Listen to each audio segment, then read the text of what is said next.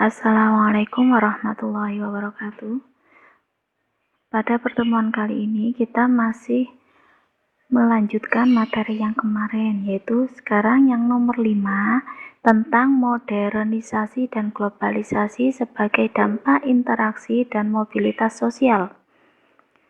Globalisasi merupakan proses di mana hubungan sosial dan saling ketergantungan antar negara dan antar manusia di dunia ini semakin besar.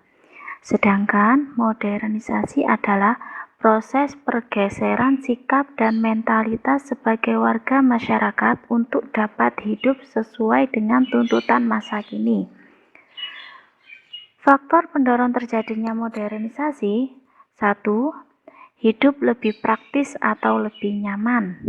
2. Meningkatkan efisiensi kerja dan meningkatkan produksi. 3.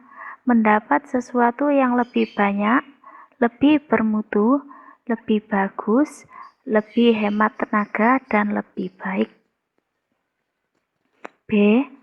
Faktor pendukung munculnya globalisasi. 1. Berkembang pesatnya teknologi komunikasi.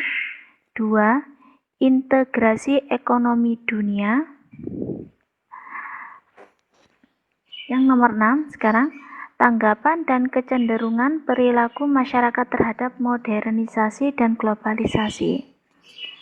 A. Sikap positif.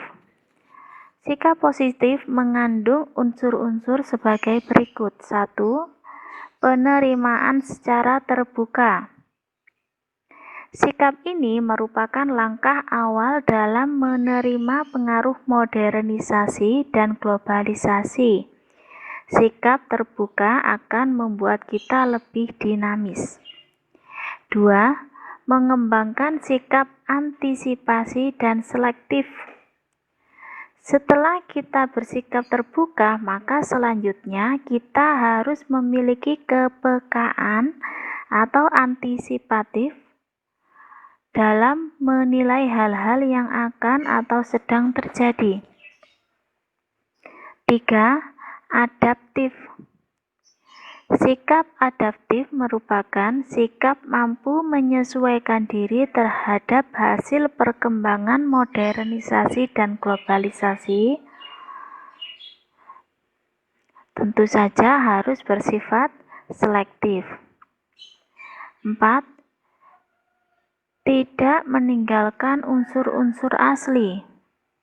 Seringkali kemajuan zaman mengubah perilaku manusia, mengaburkan kebudayaan yang sudah ada, bahkan menghilangkan sama sekali.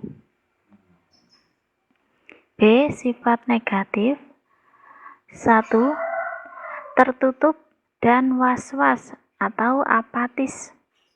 Sikap ini umumnya dilakukan oleh masyarakat yang telah merasa nyaman dengan kondisi kehidupan masyarakat yang ada, sehingga mereka merasa was-was, curiga, dan menutup diri dari segala pengaruh kemajuan zaman.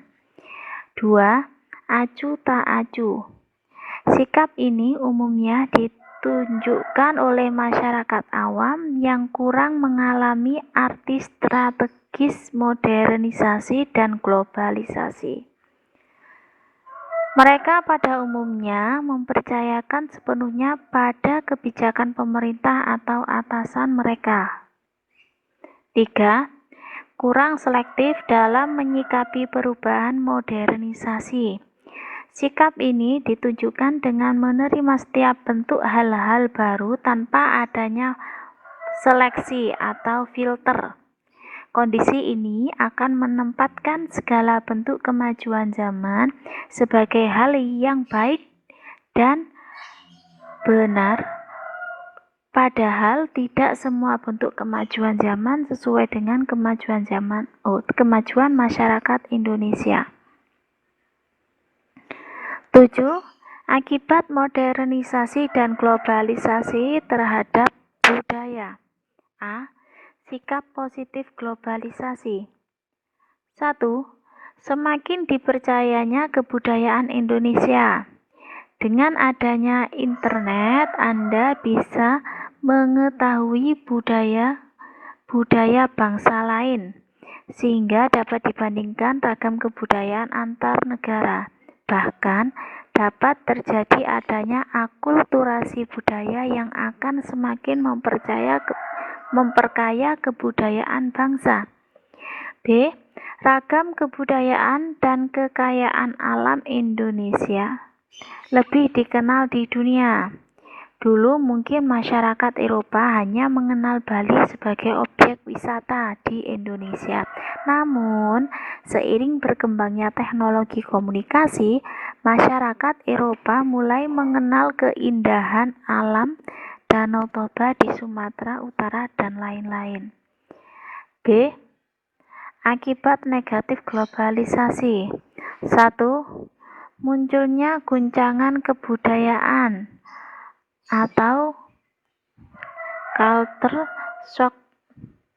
Guncangan budaya umumnya dialami oleh golongan tua yang terkejut karena melihat adanya perubahan budaya yang dilakukan oleh para generasi muda. 2. Munculnya ketimpangan kebudayaan atau culture lag. Kondisi ini terjadi manakala unsur-unsur kebudayaan tidak berkembang secara bersamaan. Salah satu unsur kebudayaan berkembang sangat cepat, sedangkan unsur lainnya mengalami ketertinggalan. 3. Kehilangan unsur sosial budaya.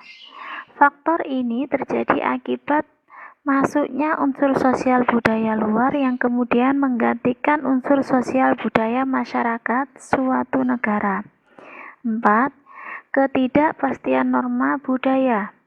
Berbagai pengaruh luar dapat menyebabkan terjadinya pergeseran dan perbedaan norma hidup, sehingga sulit tercapai tentang norma yang menjadi dorongan masyarakat. Pluralitas masyarakat Indonesia. 1. Unsur-unsur kemajemukan dalam masyarakat multikultur. Sifat multikultur akan selalu ada dalam masyarakat. Kemajemukan terjadi karena perbedaan-perbedaan yang ada di dalam masyarakat. Adapun unsur-unsur dalam masyarakat yang dapat menjadi perbedaan antara lain yang satu dengan yang lain sebagai berikut. A. Ciri fisik. Ciri fisik menunjukkan adanya perbedaan tubuh manusia seperti warna kulit, warna rambut, bentuk rambut, bentuk hidung, dan lain-lain. Adapun ciri fisik dipengaruhi oleh beberapa faktor. 1. Keturunan. Berdasarkan faktor keturunan, manusia di dunia dapat digolongkan menjadi 4 ras, yaitu Kaukasoid, Mongoloid, Negroid, dan ras-ras khusus. Ras adalah penggolongan masyarakat berdasarkan ciri fisiknya. 2. Makanan. Jenis makanan tertentu mengandung protein dan kalori tertentu. Banyaknya kalori dan protein yang dimakan dan diserap tubuh manusia menyebabkan perubahan pigmen kulit dan rambut serta ukuran tubuh manusia. B. Ciri-ciri sosial.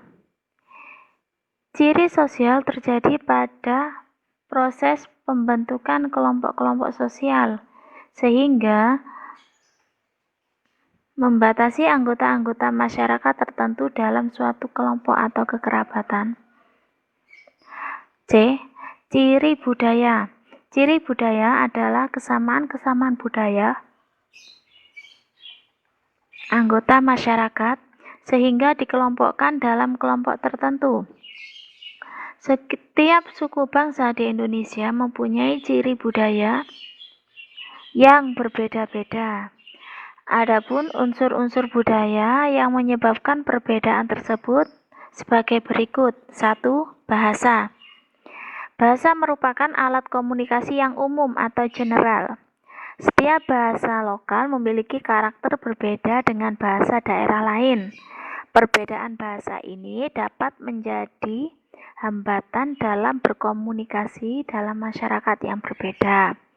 2. Sistem ekonomi. Setiap suku bangsa mempunyai kehidupan yang berbeda sesuai dengan kondisi alam. Masyarakat yang tinggal di pedalaman akan mengusahakan bidang pertanian, sedangkan masyarakat yang tinggal di daerah pantai akan mengusahakan bidang perikanan untuk menunjukkan kehidupan ekonomi dalam rangka memenuhi kebutuhan. 3. Sistem sosial. Sistem sosial yaitu struktur sosial yang ada dalam masyarakat. Pada dasarnya, struktur sosial masyarakat adalah sama, tetapi pada beberapa suku bangsa terdapat perbedaan-perbedaan. 4. Sistem pengetahuan.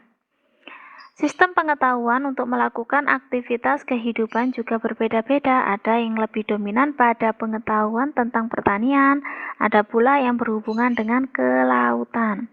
Sistem pengetahuan suku bangsa dapat dilihat dari hasil budaya yang dimiliki suku bangsa. 5. Teknologi. Teknologi yang berkembang pada setiap suku bangsa juga berbeda-beda. Teknologi ini tampak pada usaha untuk menguasai alam. Misalkan bentuk rumah panggung yang digunakan untuk mengatasi gangguan alam seperti banjir dan menghindari binatang buas. 6. Kesenian. Setiap suku bangsa memiliki beragam kesenian. Hal ini dapat dilihat dari berbagai jenis tarian, lagu-lagu, musik daerah, pertunjukan, seni merias wajah, seni bangunan, seni berpakaian, dan lain sebagainya. 7. Religi atau sistem kepercayaan. Sistem kepercayaan pada setiap suku bangsa mempunyai perbedaan karena pengaruh fenomena alam. Hal ini dapat dilihat dari beragamnya upacara-upacara tradisional yang ada pada setiap suku bangsa. Menurut sosiolog J.J. Honigman, terdapat 3 wujud budaya, yaitu gagasan atau wujud ideal, aktivitas atau tindakan, dan artefak atau karya. Mungkin ini yang bisa saya sampaikan, mudah-mudahan bermanfaat. Wassalamualaikum warahmatullahi wabarakatuh.